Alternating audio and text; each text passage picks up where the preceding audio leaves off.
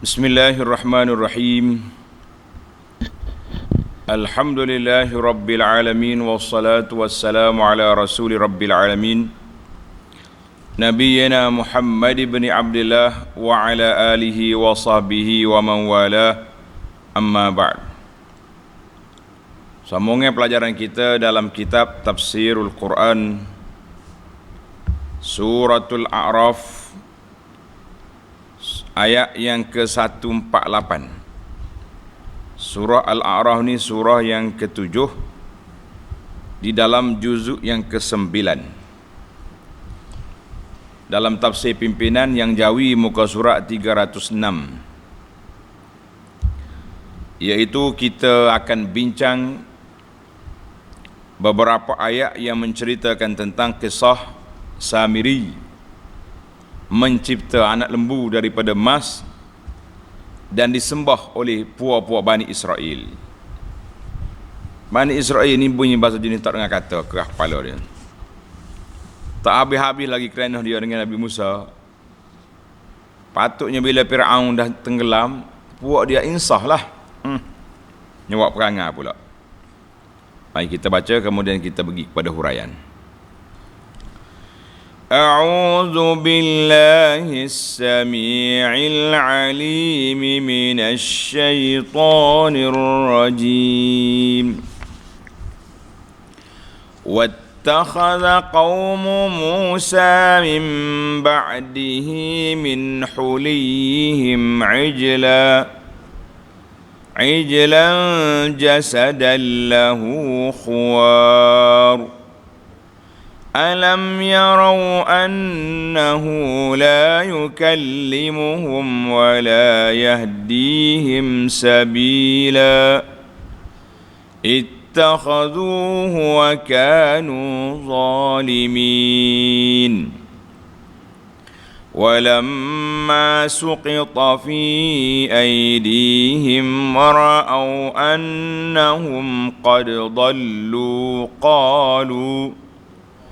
قالوا لئن لم يرحمنا ربنا ويغفر لنا لنكونن من الخاسرين. Itu dia panggil episod yang pertama, permulaan cerita lembu Samiri. وَاتَّخَذَ قَوْمُ مُوسَى مِنْ بَعْدِهِ مِنْ حُلِيِّهِمْ عِجْلًا جَسَدًا لَهُ خُوَارٌ. Dan kaum Nabi Musa, sesudah ia pergi ke Gunung Tursena, dalam sini yang lepas kita dah bincang, Nabi Musa pergi ke Tursena, miqat perjanjian asal sebulan, kemudian berlaku silap teknikal, Allah tambah lagi 10 hari dalam bulan Zulhijjah. Jadi 40 hari. Bila Nabi Musa pergi, janji sebulan, kan? Tiba-tiba Musa tak balik. Sudah. Musa tak balik, maka timbullah isu orang buat cerita-cerita bahawa Nabi Musa sudah mati. Nabi Musa sudah mati. Bila sudah mati, si Samiri ambil kesempatan. Dia kata sebenarnya Musa ni tak jumpa cari Tuhan. Dia pergi buat anak lembu, dan anak lembu pula ada suara khuar, bertebuh kata orang, bunyi suara. Macam mana cara bunyi suara, kita tengok nanti dalam penjelasan. Itu permainan puak-puak Bani Israel. Dia kata Musa tak ada dah, 30 hari lagi tak balik lagi, janji sebulan, kan? Bila tak balik, dia declare, ditularkan bahawa Nabi Musa sudah mati. Ini baik.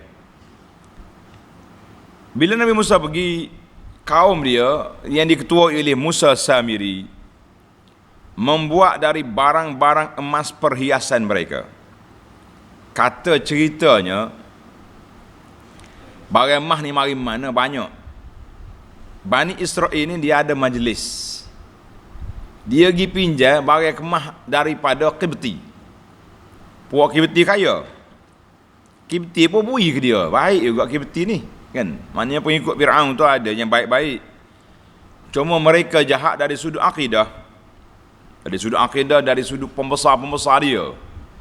Tapi hak bawah-bawah ni boleh lagi buat kira, boleh pinjam emas dia. Jadi emas tu duduk di tangan Bani Israel. Bila selepas daripada Qibti sudah mati, tenggelam dalam laut, jadi tak boleh hantar dalam barang emas ni banyak lagi. Maka Samiri pergi ambil barang emas. Dikumpul-kumpulkan, dia pun buatlah anak lembu. Ni buat anak lembu. Membuat dari barang-barang emas perhiasan mereka seekor anak lembu yang bertubuh dan bersuara. Ini pelik ni. Boleh bersuara macam mana? Tengok nota di bawah dulu. Patung anak lembu itu dibuat oleh seorang tukang yang mahir bernama Musa Samiri. Inilah yang menjadi muhasabah kepada kita. Musa yang dijaga oleh Fir'aun jadi nabi.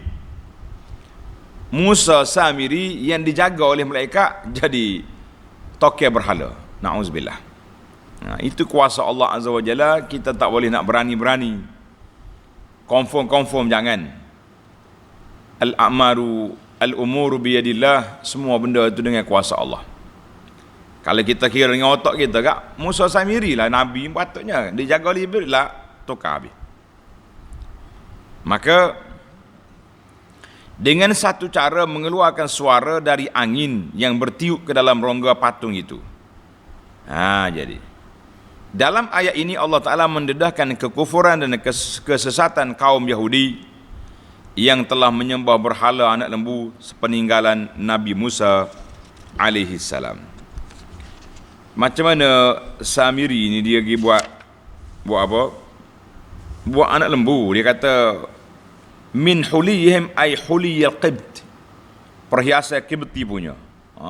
Kerana dia pinjam konon-kononnya nak pakai masa majlis perkahwinan buat Bani Israel.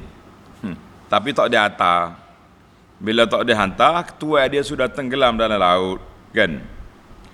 Jadi Musa Samiri ini seorang yang didengari. Mana ada pengikut dia dalam kalangan Bani Israel. Orang dengar kata dia.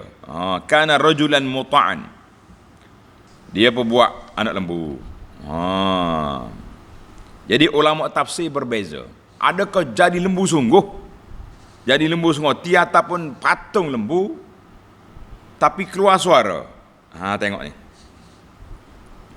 Kata di Qatadah, Hasan Basri, dia kata apa? Samiri, tanda ni pelajar.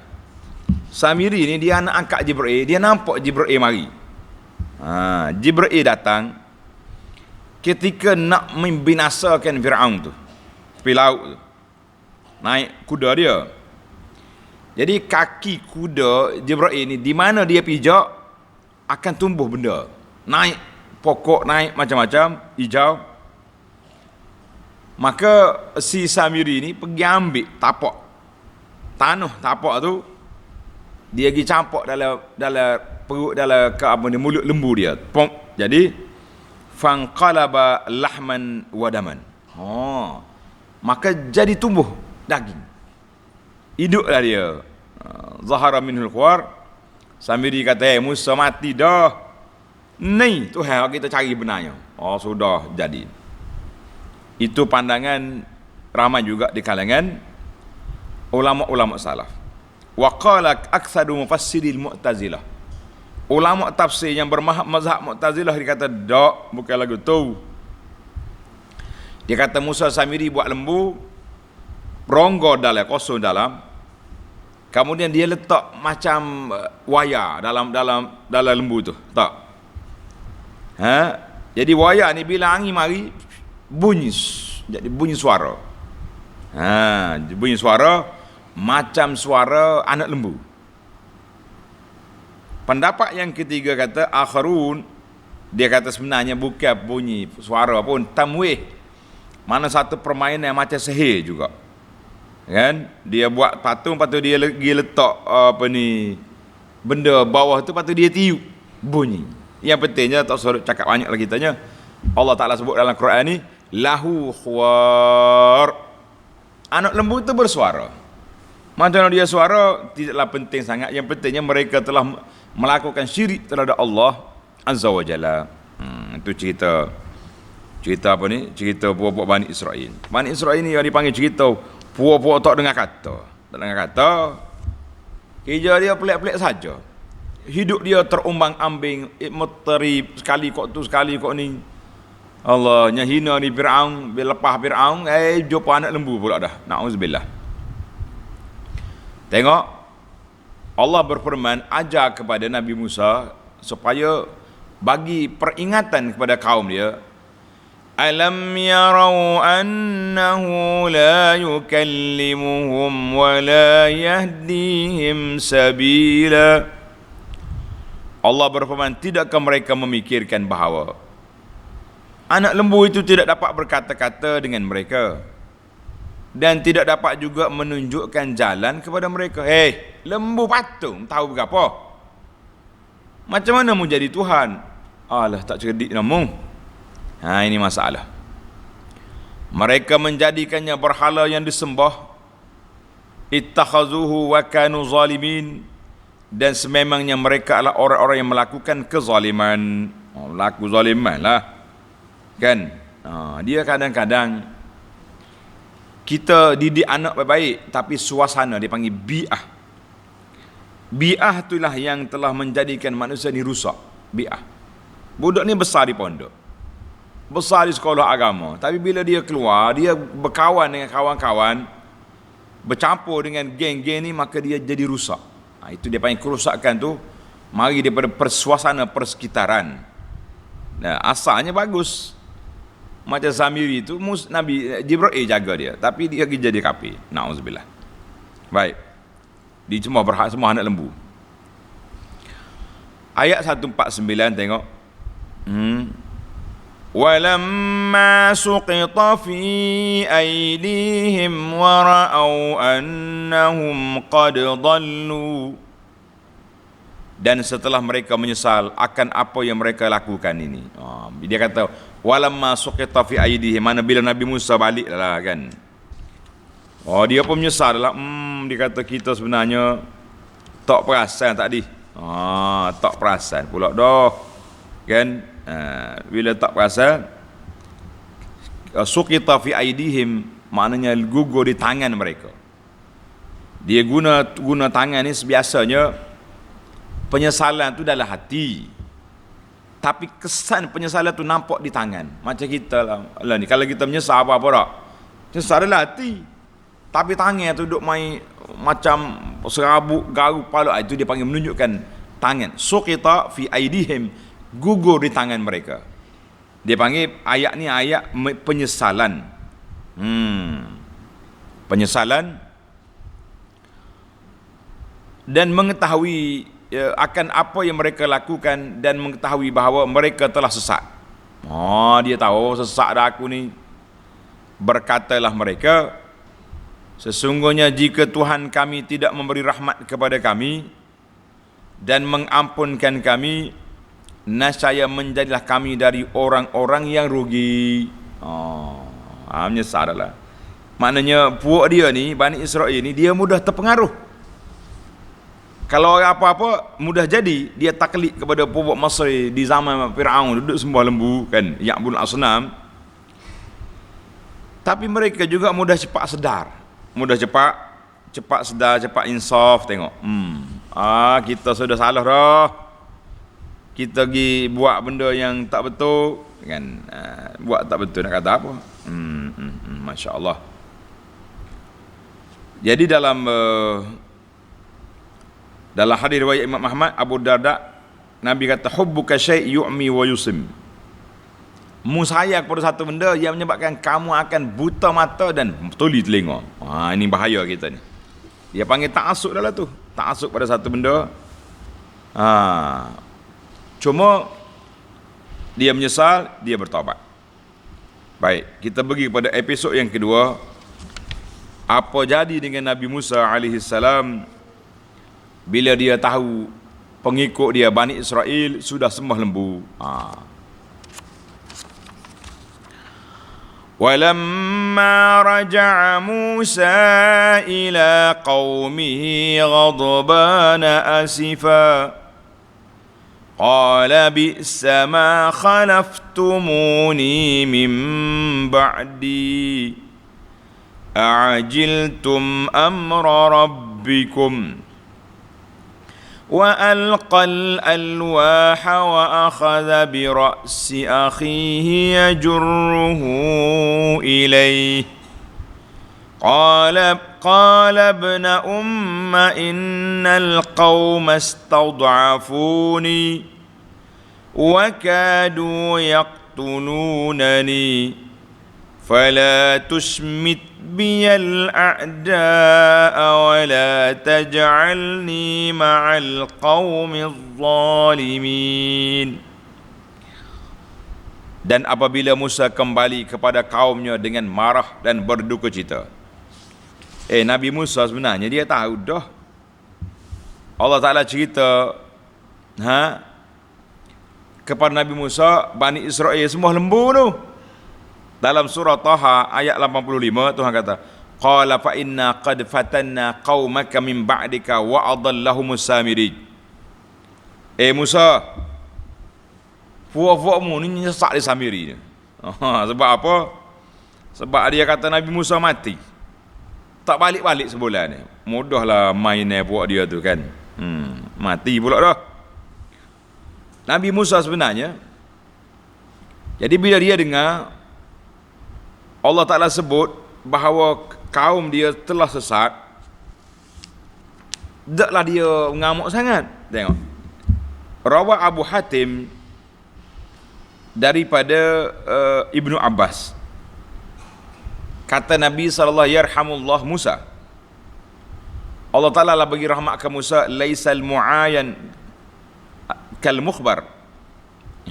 Tengok, laisal mu'ayinu kal mukhbar. Nabi kata bukanlah orang tengok dengan mata dia seperti dia orang mendapat khabar. Akhbarahu rabbuhu azza wa jalla annakum fatfutinu ba'dah. Allah cerita dah dia, tengok dalam ayat Taha tadi, Musa, abida kaummu nya sesak di Samiri. Falam yalqal alwah, dia tak campak kitab dia. Falamma ra'ahum wa ayanahum alqal alwah. Bila dia balik tengok kuak-kuak duduk main depan lembu, baunya capak kita Taurat, terkejut dia. Ini.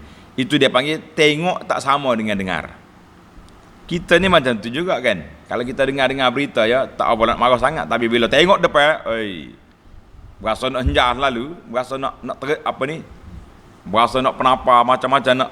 Itu dia panggil kaid. Nabi Musa bila dia balik tengok kaum dia dengan marah, dia tengok betul-betul, aku sungguh. Saudaralah, berkatalah ia, qala bi'sa ma khalaftumuni min ba'di, amatlah buruknya apa yang kamu lakukan sepeninggalanku. Membuat perangai lagu ni. Marah dalam Musa. Mengapa kamu terburu-buru tidak menunggu perintah Tuhan kamu? Kenapa? Bukan sekat Nabi Musa marah. Wa alqal alwah, dan dia meletakkan lauh yang mengandungi tulisan Taurat itu. Jadi di tangan dia tu ada lauh. Lauh ni mana kitab lah, kitab Taurat dia terima. Untuk maklumat para pelajar, para jemaah sekalian, berbeza nabi-nabi dulu dengan nabi kita Muhammad sallallahu alaihi wasallam. Nabi dulu dia terima kitab dia satu, terima siap dah. Nabi Musa terima Taurat, terima.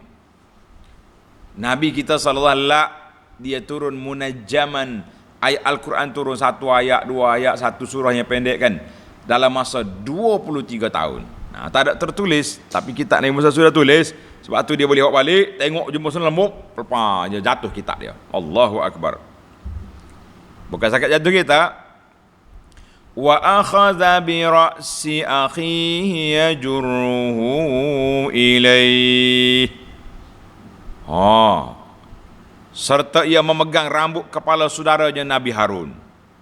Dalam kitab ni kata Harun tua 3 tahun daripada Musa. Sambil menariknya kepadanya.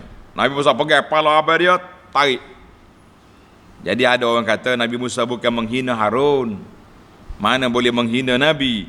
Cuma orang Arab ni memang dia style dia pegang kepala. Nak cium kita, tok guru besar kita dia pegang kepala cium. Kalau kita sini pegang kepala, saya kena menyepak awak dia kan. Itu dia panggil ala sabilil ikram wa ta'zim, seperti adat sebahagian daripada orang Arab, pegang kepala kan. Kemudian wa akhadha bi ra'si akhi, dia juga pegang janggut. Dia tarik. Qala ibn umma innal qauma istad'afuni wa kadu yaqtulunani. Harun kata apa? Harun berkata, "Hei anak ibuku." Maknanya mu ni jangan duk kasar-kasar lah dengan aku. Anak ibuku dia panggil. Sesungguhnya kaum Bani Israel memandang aku lemah. Nabi Harun dia lembut, tak macam Musa. Musa ni backing, tegas, sebab tu orang takut dia. Harun dia tengok lemah lembut, relax ya kan. Dan nyaris-nyaris mereka membunuhku manakala aku melarang mereka. Mengingat aku tu buat kerja, aku larang, tapi dia nak bunuh aku. Pada tu aku senyap lah. Oleh itu janganlah engkau fala tusmit bial a'da wala taj'alni ma'al qaumiz zalimin.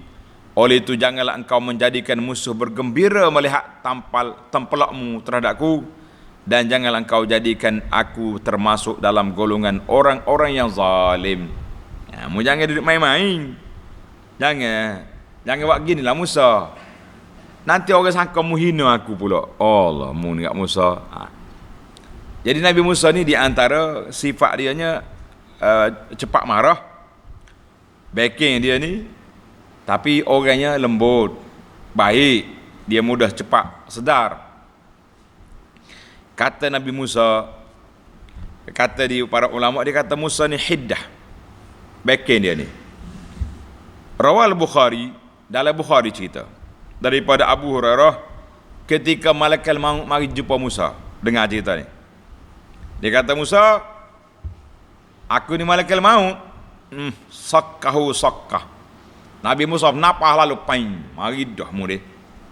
Faqa'a ainahu, cabut mata malaikat maut. Allahu akbar.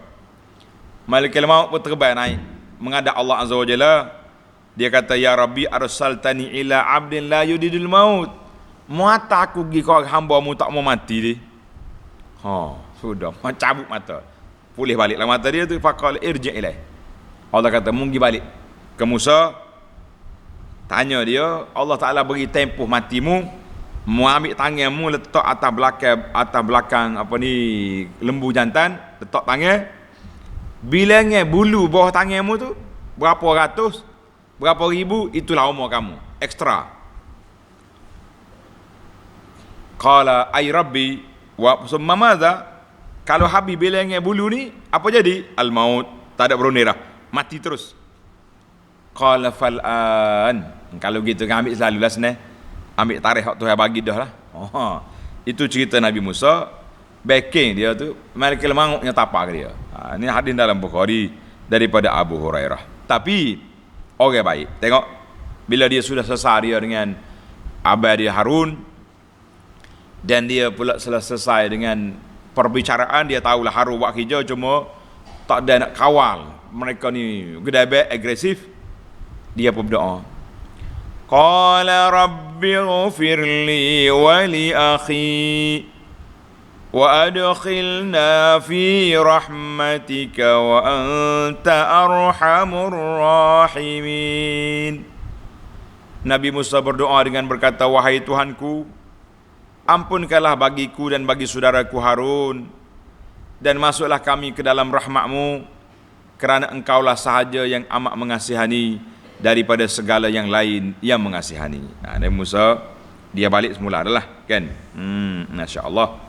Kata Hasan Basri, dia kata abada kulluhum al-ajl. Masya-Allah. Habis Bani Israel pergi pakat sembah lembu belaka kecuali Harun. Dengan Harun sorang kelipah tengok. Jangan. Harun cari penyakitmu. Kau bunuh duk dia. Allahu akbar. Sebab tu Nabi Musa berdoa, qala rabbi ghfirli wa li akhi. Ampunlah kepada aku dengan adik abang aku. Dia tak doa kepada mukmin sebab tak ada habis pakai ikut sama di belakang. Masa itulah Allahu Akbar. Tapi bila Nabi Musa betul balik channel, ambil anak lembu tu campak, dan mereka kembali semula kepada Allah. Mereka berdoa, dan dalam doa tadi dia sudah doa doa puak-puak Bani Israel juga sudah berdoa. Dia kata walamma suqita fi aidihim qalu la illam yarhamna, ya Allah kalau kamu tak bagi rahmat pada kami, nanyalah kami ni tersalah tadi. Musa tak ada, kita pergi ikut Samiri kan. Baik, kita pergi kepada ayat 152. Jazaa'uz zalimin, balasan kepada orang zalim kerana telah menjadikan lembu sebagai Tuhan, dan juga Allah Ta'ala terima taubat mereka. Alhamdulillah. Kalau tak terima taubat, habislah buat dia. Masya Allah. Innal ladzina ittakhadhul ijla sayanaluhum ghadabun min rabbihim wa zillatun fil hayatid dunya wa kadzalika najzil muftarin. Allahu Akbar. Sesungguhnya orang-orang yang menyembah patung anak lembu itu akan ditimpa kemurkaan dari Tuhan mereka dan kehinaan dalam kehidupan dunia. Hina adalah orang yang ambil anak lembu tadi, dihinakan dia, hina. Wa kadzalika najzil muftarin, dan demikianlah kami membalas orang-orang yang mengadakan perkara yang tidak benar. Tengok dalam ayat ini Tuhan kata najzil muftarin, kami akan balas orang yang mereka-reka dalam perjalanan agama. Mereka-reka dalam perjalanan agama. Tengok dalam tafsir ni kata, makna ayat ini annakal kulla muftarin fi dinillah, semua orang yang mereka-reka perjalanan agama Allah Ta'ala ni, maka balasannya kehinaan, wazillatun, Allah Ta'ala murka, dan kehinaan di dunia. Kata di Hasan Basri rahimahullah, inna zullal bid'ah ala aktafihim, kehinaan orang yang melakukan bid'ah itu di mana? Duduk di atas bahu mereka. Tengok dalam ayat kita Tuhan kata najzil muftarin, kami akan balas kepada orang yang mereka-reka ibadat yang tidak diajar oleh Nabi, oleh Allah, tidak diajar oleh Nabi. Kata di Sufyan bin Uyainah, kullu sahibi bid'atin dalil, setiap orang yang mereka-reka bid'ah itu, orang itu dianggap orang yang hina, wal iyazubillah. Jadi jangan main-main lah kan. Sebab itu Imam Malik, guru pada Imam Syafi'i, sangat tegas dia. Dia kata apa? Ma min mubtadi', tidak ada orang yang mereka-reka bid'ah di dalam ibadat, dalam hidup ibadat ini, illa wa tajidu fawqa ra'si zillah, kita akan dapati di atas kepala dia tu kehinaan. Nampak atas dunia ni hebat, ramai pengikut, duk bawa orang hidup gosok kubur sana sini contohnya, tapi sebenarnya mereka hina di sisi Allah Azza wa Jalla. Jadi para jemaah sekalian, ingat ayat ini, ayat 152 surah Al-A'raf ini ayat yang melarang daripada mencipta ibadat. Mu nak cipta khas dunia, nak cipta kereta, kabar terbasir, tapi jangan cipta ibadat. Hari ni kita bimbang, ibadat kita ni telah bercampur aduk, bercampur gaul habis dengan benda-benda yang tidak disyariatkan, maka itu di antara perbuatan yang cukup berbahaya. Baiklah, kemudian mereka bertaubat. Tengok ayat 5153. وَالَّذِينَ عَمِلُوا السَّيِّئَاتِ ثُمَّ تَابُوا مِنْ بَعْدِهَا وَآمَنُوا إِنَّ رَبَّكَ مِنْ بَعْدِهَا لَغَفُورٌ رَحِيمٌ. Dan orang-orang yang melakukan kejahatan, kemudian mereka bertaubat sesudah itu dan beriman. Tengok, puak-puak Bani Israel tersalah. Ialah godaan syaitan tu mari, dia ingat Musa sudah tidak ada kan. Kemudian mereka bertaubat sesudah itu dan beriman, maka sungguhnya Tuhanmu sesudah itu amat pengampun, lagi amat mengasihani. Kita kata alhamdulillah, walaupun mereka itu tersalah, sembah anak lembu, tapi masih lagi Allah Ta'ala anugerahkan menerima taubat mereka. Jadi dalam ayat 152, 153 ini, tanda para pelajar, ayat ini mengandungi dua prinsip yang besar. Al-mabda'ul awal, iaitulah adalatul iqab, iaitulah keadilan di dalam hukuman yang dijatuhkan itu. Siapa dia telah melakukan penyembahan kepada anak lembu masa Nabi Musa tidak ada, maka dia berhak untuk menerima kemurkaan Allah Azza wa Jalla. Dan siapa dia mereka-reka mani betada'a syai'an, mereka-reka ajaran yang tidak ada dalam agama Allah, maka dia dianggap sebagai orang yang muftarin, pereka-pereka ibadat. Itulah kata di Imam Malik, sangat berbahaya orang ni. Itu yang pertama. Jadi yang kedua, prinsip yang kedua adalah ini, mabda' ar-rahmah bil usa at-taibin. Prinsip rahmat Allah Ta'ala kepada orang-orang yang derhaka tetapi mereka bertaubat. Alhamdulillah, walladzina amilus sayyiat summa tabu. Jadi ayat ini bukan Bani Israel saja, kita umat Muhammad sallallahu alaihi wasallam pun, mana-mana orang yang tersalah, bertaubatlah kepada Allah Azza wa Jalla. Insya-Allah taubat kita akan diterima oleh Allah Azza wa Jalla. Jangan takut. Baik, kita pergi pada ayat 154. Apa jadi? Walamma sakata 'an Musa al-ghadab akhadha al-alwah wa fi nuskhatiha hudan wa rahmatul lilladzina hum lirabbihim yarhabun. Dan apabila kemarahan Nabi Musa itu reda, tenang dah Musa pun. Lepas dia dengar hujah daripada Harun, aku bukan tak tunai jalan tugas, sudah jalan, mereka tak dengar.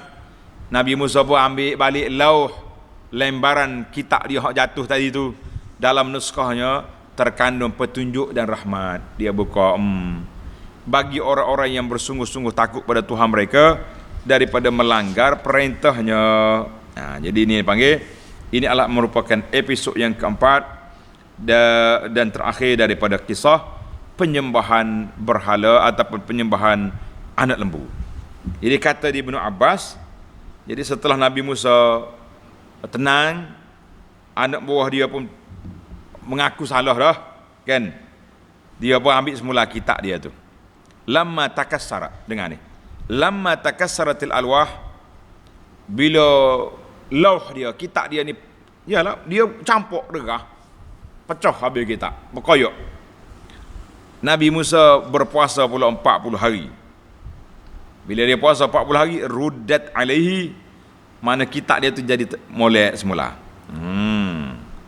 Ini wallahu alam, itu dia panggil riwayat daripada Ibnu Abbas. Maka kembali semulalah semua kitab-kitab Taurat tu balik pula. Katanya kitab Taurat tu ditulis dalam daun papyrus.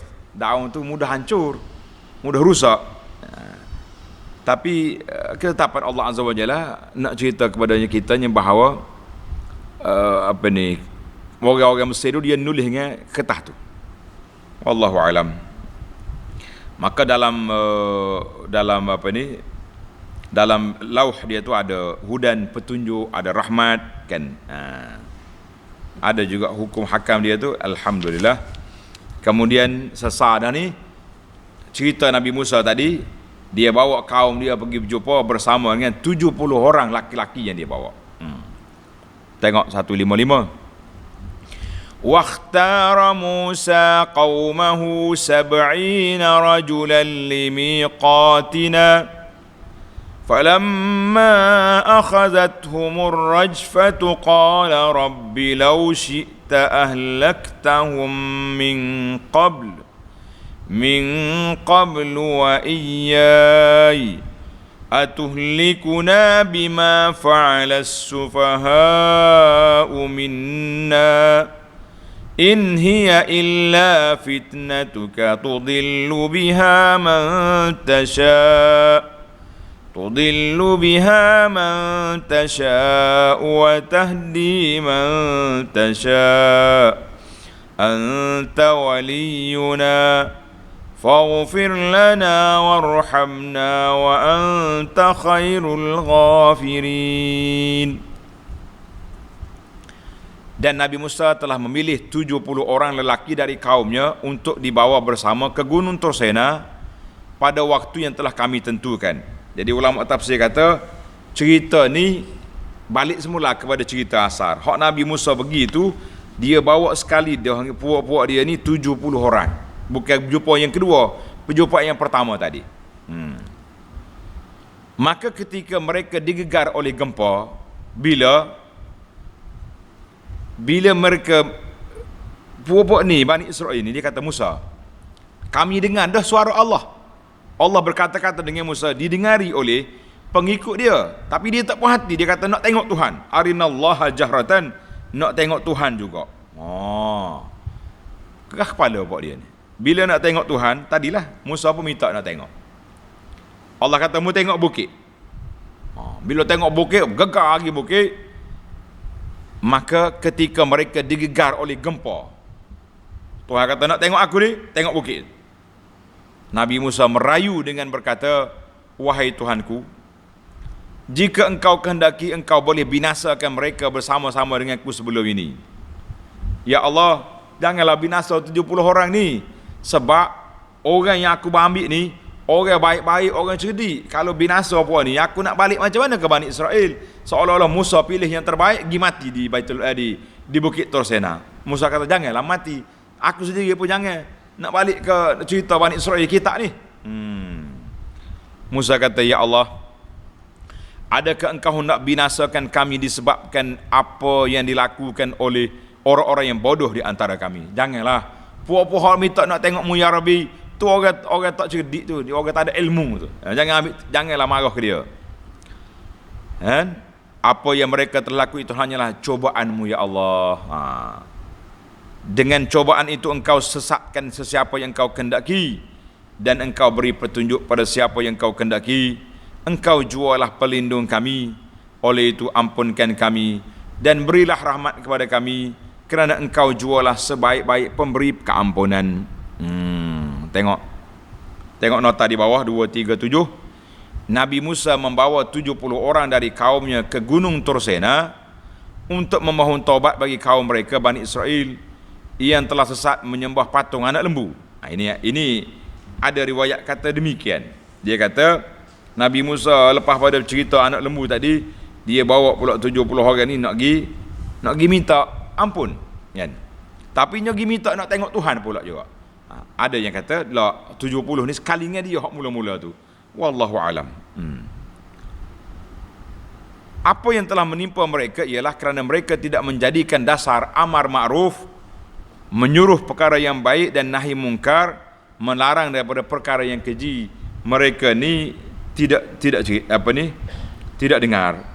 Wallahu alam. Dia kata di sini kata pergi yang kedua nak pergi minta maaf. Ada kata dak hak mula-mula sekali lagi. Tak baiklah. Kita habiskan doa Nabi Musa alaihi salam ini. Nabi Musa kata apa? Wa katub lana fi hadhihi dunya hasanatan wa fil akhirati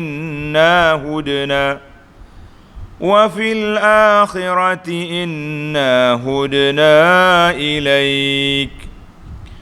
قال عذابي أصيب به من أشاء ورحمتي وسعت كل شيء فسأكتبها للذين يتقون ويؤتون الزكاة والذين هم بآياتنا يؤمنون.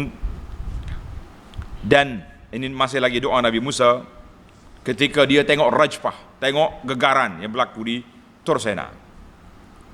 Dan tetapkanlah untuk kami kebaikan dalam dunia ini dan juga di akhirat. Sesungguhnya kami kembali bertaubat kepadamu ya Allah.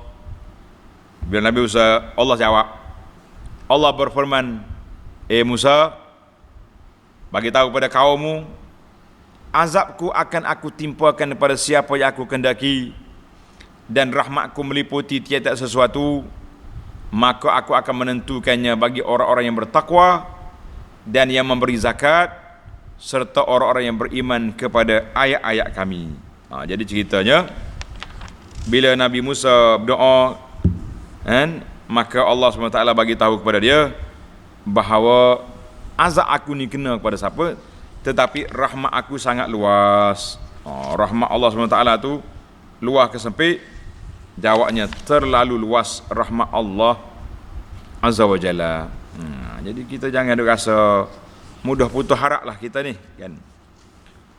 Dalam riwayat Imam Ahmad daripada Abu Daud, daripada Jundub bin Abdullah Al-Bajali radhiyallahu anhu, dia kata mari seorang Arabi. Orang Arabi ni orang Arab Badui ni, hak jenis kasar-kasar ni, dia berhenti unta dia, kemudian dia pergi solat belakang Nabi.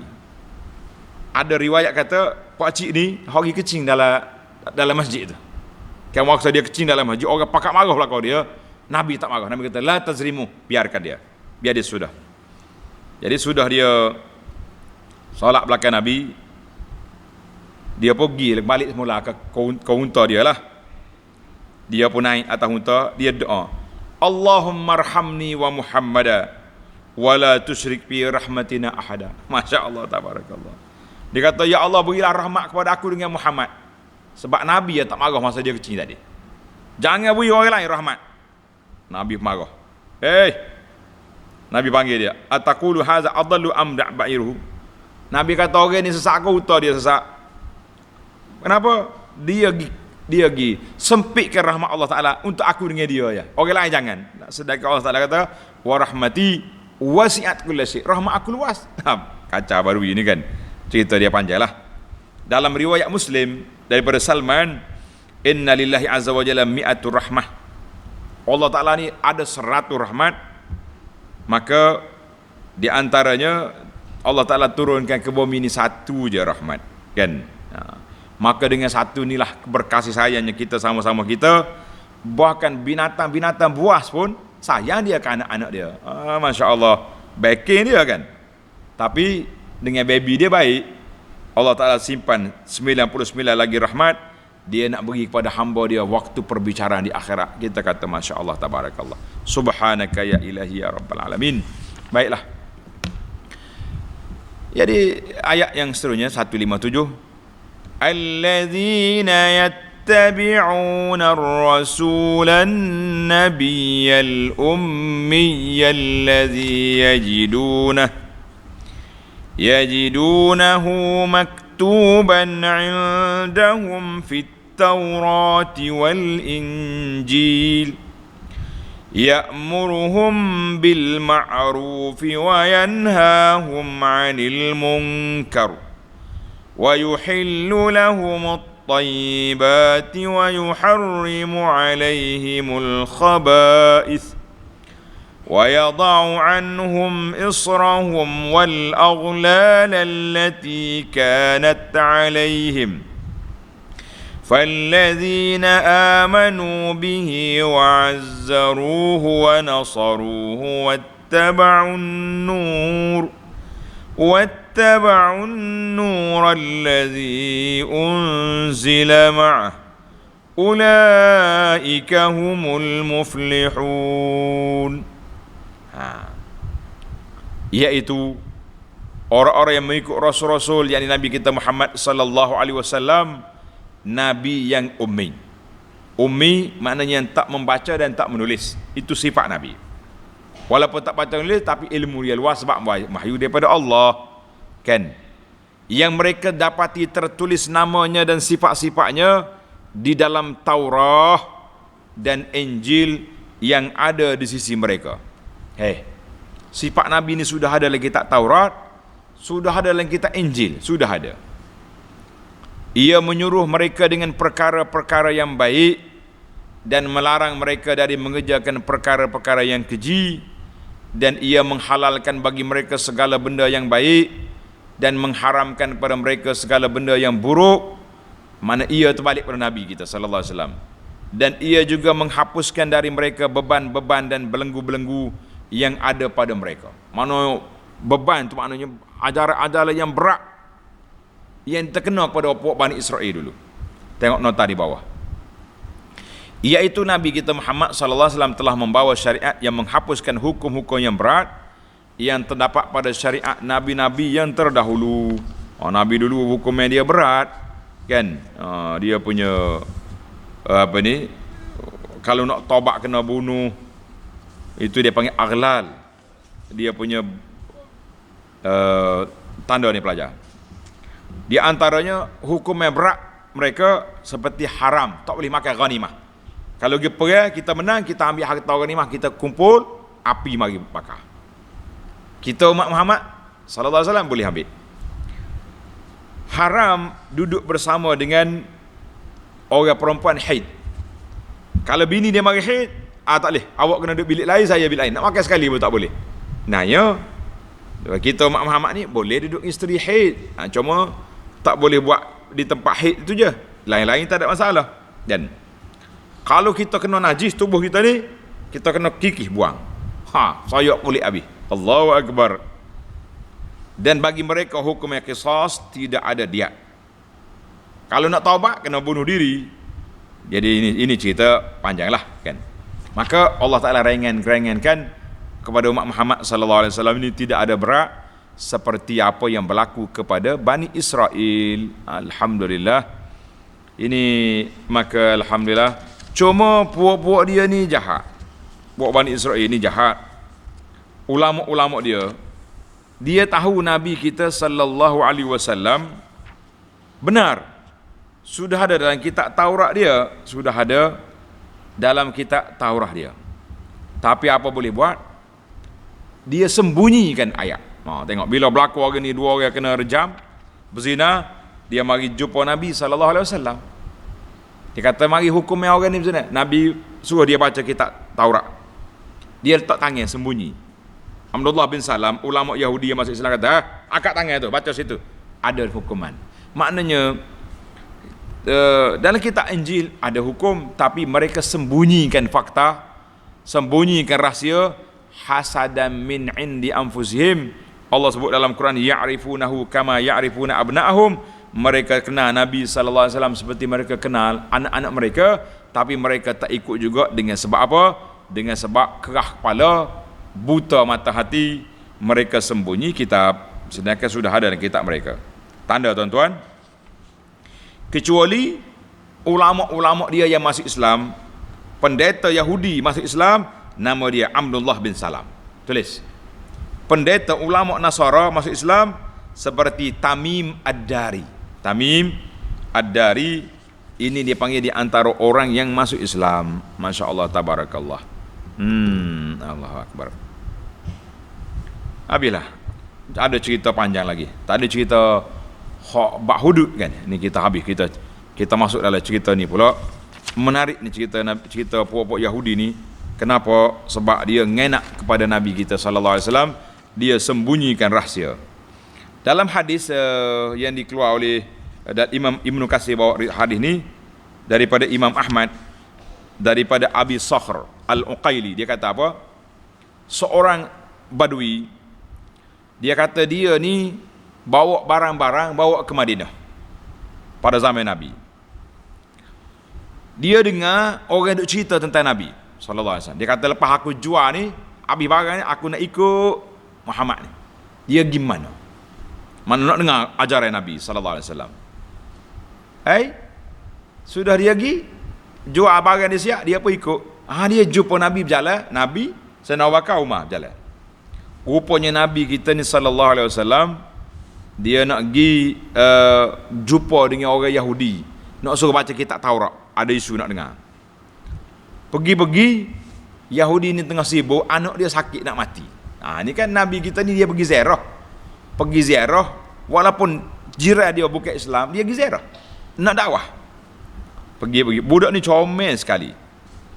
Anak orang tu nak mati. Nabi kata, aku minta dengan nama Allah yang telah menurunkan Taurat, adakah dalam kitab Taurat tu sifat aku ni dan tempat aku dibangkitkan? Ada ke tidak dalam kitabmu? Adalah sifat Nabi. Tempat makhraji, tempat Nabi kita keluar, iaitulah di bumi yang banyak pokok tamar dan bumi dia tanah hitam. Madinah. Yahudi golek kepala. La, tidak ada. Oh, relax je dia jawab tak ada. Faqala ibnuhu, anak dia hok sakit tadi palih kepala.